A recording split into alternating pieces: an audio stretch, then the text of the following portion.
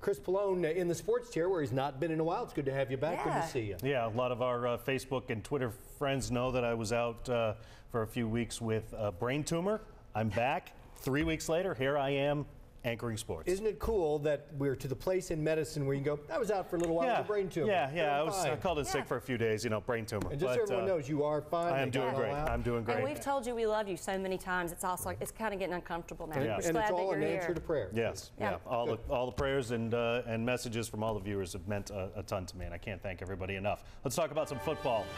The game of the century is coming up Saturday, LSU and Alabama. Just 2 days of practice left for these two squads. Number one, number two.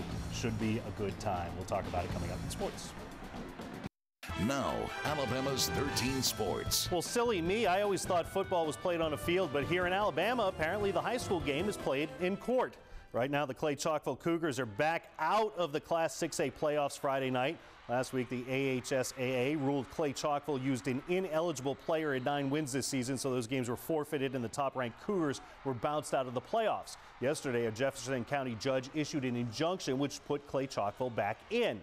Today, a judge in Etowah County issued an injunction that keeps Gadsden City in the playoffs. So what's going on here? It's likely the state Supreme Court will hold an emergency hearing to sort this out. If they choose not to get involved, the AHSAA ruling would likely stand, meaning Gadsden would play Friday instead of Clay-Chalkville. This will probably all change by tomorrow, so stay tuned. It's the second to last day of practice for the biggest college football game in the world. Nick Saban's Crimson Tide squad is out on the field as we speak. This, of course, is the first 1 versus 2 matchup during the regular season in SEC history. CBS and ESPN are giving LSU and Alabama blanket coverage. ESPN even drove to work this morning with Nick Saban. Pretty cool, if you ask me. Tide players say they're not worrying about the hype. Come on, Marquise Mays. I know you watch a lot of local TV news, right? I basically just watch movies.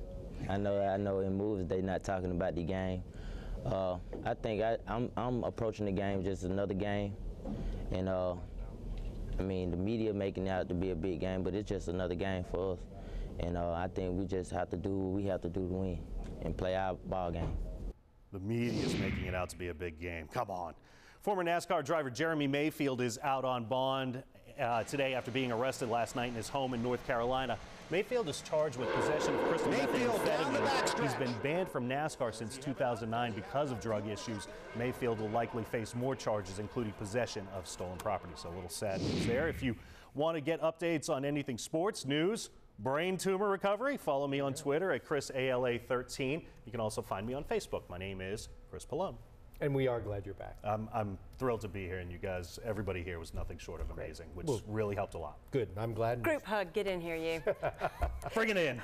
We'll be right back with Jerry Tracy. Take a look at the forecast. You're watching a very special edition of Alabama's 13 News at 5. She's a hugger. I am. Get in here.